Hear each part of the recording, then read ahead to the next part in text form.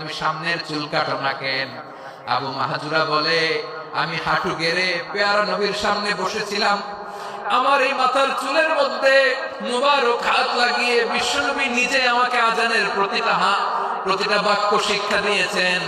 বিশ্বনবীর মুবারক হাত, পবিত্র হাত আমার মাথার চুলের যেই জায়গায় লেগেছে, আমি চাই ওই চুলগুলা নিয়ে আমি আমার কবরের ভিতরে যাব। সাইয়েদনা আবু মাহজুরা রাদিয়াল্লাহু তাআলা আনহু ইন্তেকালের আগের পর্যন্ত মাথার সামনের চুলগুলা কাটে নাই। তুমি সামনের চুল কাটো না কেন? আবু মাহাজুরা বলে, আমি হাঁটু গেড়ে পেয়ারা নবীর সামনে বসেছিলাম, আমার এই মাথার চুলের মধ্যে মুবারক হাত লাগিয়ে বিশ্বনবী নিজে আমাকে আজানের প্রতিটা বাক্য শিক্ষা দিয়েছেন।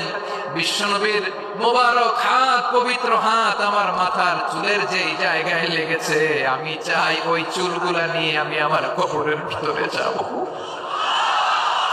সাইয়েদনা আবু মাহজুরা রাদিয়াল্লাহু তাআলা আনহু ইন্তেকালের আগের পর্যন্ত মাথার সামনের চুলগুলা কাটে নাই।